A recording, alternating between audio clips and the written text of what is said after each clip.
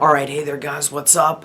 It's Autobot Mike 18, and I'm filming this review a couple of days early, and hopefully this is going to go on up on Chris Day's channel for our joint review of Mission Impossible 3. That's what we had planned at the time of filming this, but we really weren't sure of how things were going to go, so this may or may not end up on Chris's channel. If it does, hey everyone on Chris's channel, I'm Mike. What's up? Nice to meet you all guys. If not, then hey guys, it's me. We're on my channel. Just another movie review. Old movie review, that's it. But anyway guys, yes, I am here to give you my thoughts on Mission Impossible 3, and regardless of whose channel this ends up on, I'm gonna keep it brief. Got a couple things to say about this movie, not going to go in depth or anything, but Mission Impossible 3 is the third film in the Mission Impossible franchise. It's this one right here, and it was released in 2006. We got our main lead actor, Ethan Hunt, back. Tom Cruise back playing the role of Ethan Hunt, and I don't think anybody could ever, not saying anybody could ever recast anyone as Ethan Hunt. I mean, Tom Cruise is Ethan Hunt. There. So yeah, this was released in 2006, and we got a new director yet again. We've had a new director for every single one of these Mission Impossible films, actually. And this new director is J.J. Abrams, and this was actually J.J. Abrams' first directorial debut. That's right. He's given us Star Trek. All the Star Trek movies. He has given us Super 8, and most recently he's directing the upcoming Star Wars: Force Awakens Episode 7.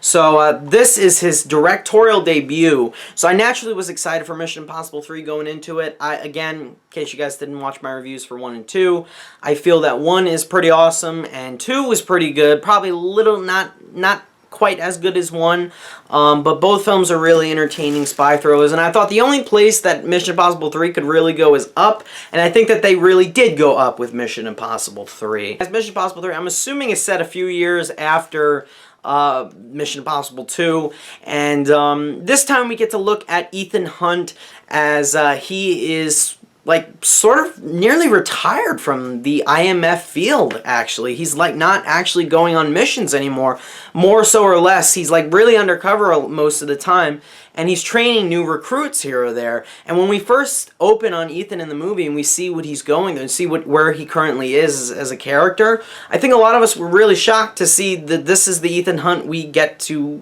introduced to in this movie, as opposed to the Ethan Hunt we were introduced to in the first 2 movies.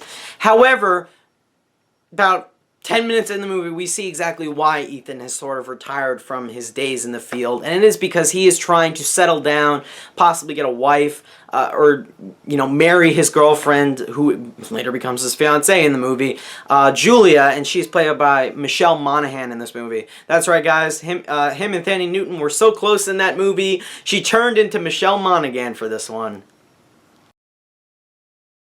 So the 2 of them are going to get married, so Ethan doesn't really want anything else to do with the field. He doesn't want to put his life in danger, or especially not his fiance's life in danger. But of course, a big mission is brought to his attention, and he has to take care of it. So he gathers his team, comprising of him, his good old pal Luther Stickle, Ving Rhames, new addition Maggie Q is in the movie. I don't remember her name because I don't even know if it's mentioned. And they have to basically rescue one of their young operatives from a dangerous mission that she was on. And when that mission goes haywire, they uncover a deeper mission that they have to get involved with. And this involves a notorious arms dealer who goes by the name of Davian.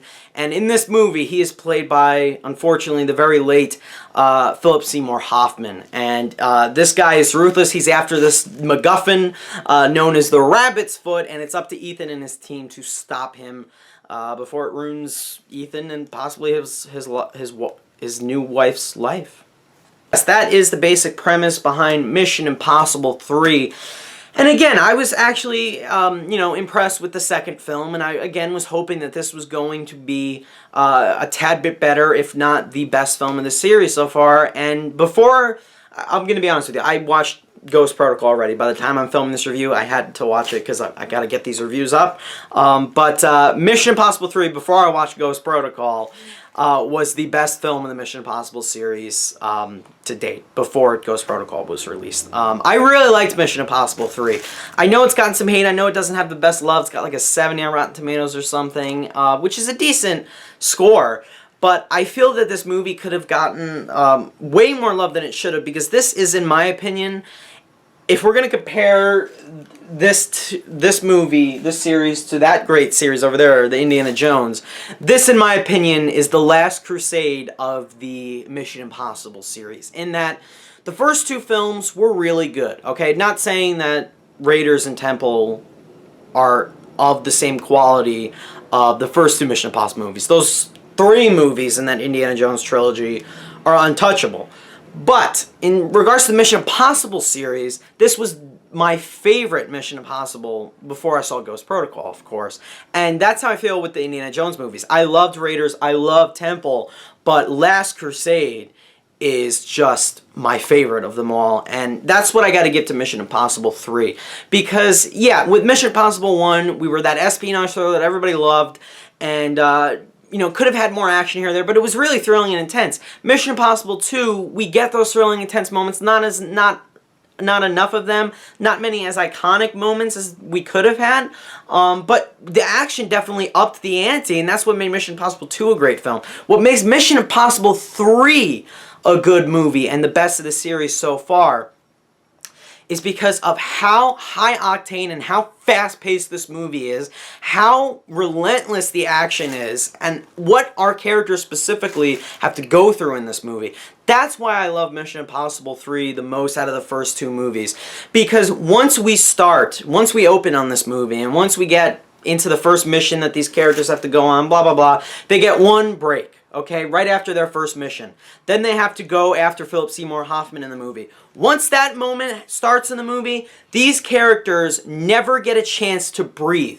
They are always dealing with some sort of obstacle in their path. Ethan Hunt is always running and on the run and trying to, you know, protect the ones he loves. So the stakes are even higher in this movie. In my opinion, this is the movie where the stakes were the absolute highest. And I gotta commend Mission Impossible 3 for that. Again, because of the high octane action sequences, because of the fast pace and the surefire direction from J.J. Abrams, this movie does not slow down. It is one of the most fast-paced action movies I've probably ever seen, okay? And by far one of the most fast-paced espionage thrillers I've ever seen. I mean, there are so many incredible sequences. My favorite scene in this movie has got to be the scene in the Vatican when they're trying to take Phillip Seymour-Hoffman.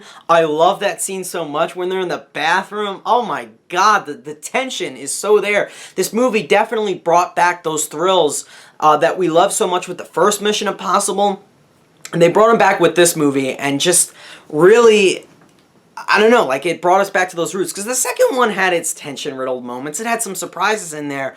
But this movie, the tension never stopped. The action didn't slow down. And while that can be a bad thing at moments, I think that's a really good thing. Because the chase sequences are incredible. There is one amazing sequence where Tom Cruise is on a cell phone. And he has to run from one location to another towards the end of the movie. That whole final climax of the movie was so gripping, with what he has to do, what is on the line specifically, what stakes are on the line, and it just worked for me. It was so tension-riddled. I was watching this movie late at night on my Blu-ray player. I am tapping the table, okay? I'm like tapping the table. I got nervous as I was watching this movie. This movie made me really feel for the character of Ethan Hunt and really feel like he was in peril. I did not at one moment feel, oh, he's safe. Oh, he doesn't have to worry about this. He doesn't have to worry about that. I'm like, oh no, this is it. Like, this is bad. Great new additions to the cast as well. Of course, Tom Cruise, Ethan Hunt, I've said this the last two reviews. He's great, okay? He's great in this movie. In my opinion, this is the best acted Mission Impossible movie as well. I wanted to touch upon that because it is the best acted Mission Impossible movie. Tom Cruise brings his best because so much is on the line. He has to therefore risk everything, and it really shows. He really starts to break down in this movie, and it worked for me. It really did. And that's because we had a really solid antagonist, probably the best antagonist of the series so far in regards to performance, especially from that of Mr. Phillip Seymour-Hoffman. Now, I'm ashamed to say I haven't seen many of Phillip Seymour-Hoffman's movies, especially before he died. I hadn't seen a lot at all. But he is so good in this movie. That opening scene, this is the best opening scene of any of the Mission Impossible films to come out as of yet. I don't think... This is also one of my favorite opening scenes of all time. It's the opening scene where they're all in that room and Phillip Seymour-Hoffman is torturing Ethan Hunt. It's great, okay? We got people shouting at each other, the tension's there, and we're just being introduced to these characters. Phillip Seymour-Hoffman was a madman in this movie. He was very dark and methodical and sinister in this movie, and he just worked brilliantly as the villain, in my opinion. Michelle Monaghan was a very nice addition to the cast, although she is, again, the eye candy in this series, as is Maggie Q in this movie. Oh, yeah, she is. Ving Rhames, the whole cast was really good. They really worked for me. Great additions, previous actors we've had. The great new addition of Phillip Seymour-Hoffman really added to the levels of tension in this movie. I thought the film was also very well shot by J.J. Abrams. I thought he did a great job behind the camera. If I had to complain about one thing about J.J. Abrams' direction, like just not even a complaint, like just a tip for improvement since this is his first big feature film that he directed, I feel that there were some scenes where his shots maybe could have been composed a different way, so to speak. I think there's one moment where this is really hectic scene and he's using really extreme close-ups, and I really wouldn't have used that for that scene, but that's just me. Overall, I thought he did an amazing job behind the camera. He staged some incredible action sequences, which again have incredible fight choreography, great use of weapons in this movie, explosions galore. I mean, it feels like the type of summer blockbuster you'd want from a Mission Impossible movie. The action is there, the thrills are there, the villain is there, it works, the villain works for you, the villain is threatening.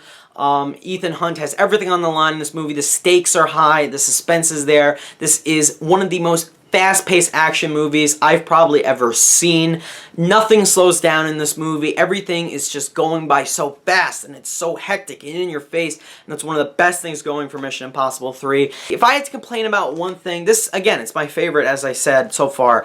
If I had to complain about one thing in Mission Impossible 3, I feel that although Phillip Seymour-Hoffman's the best villain of this movie, the most disappointing thing about that is he really doesn't have a lot of backstory in this movie. And the big MacGuffin in this movie, the rabbit's foot, is not only has zero backstory whatsoever, but we don't even know what it is, and they purposely don't reveal to us what it is at the end of the movie. And while I kind of admire that, at the same time I'm like, that was the whole basis of the movie. So I feel that although this is the best villain, but MI2 did not have a good villain. MI3 had a good villain, kind of. This movie has the best villain's performance, for sure, because Phillip Seymour-Hoffman, of course, gives it his all.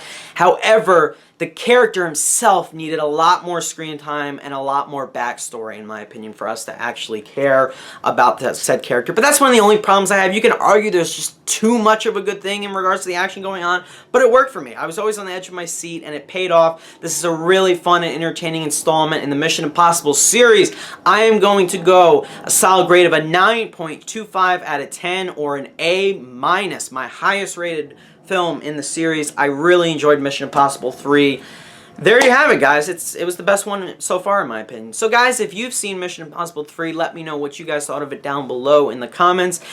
Thanks for watching, guys. I really appreciate it.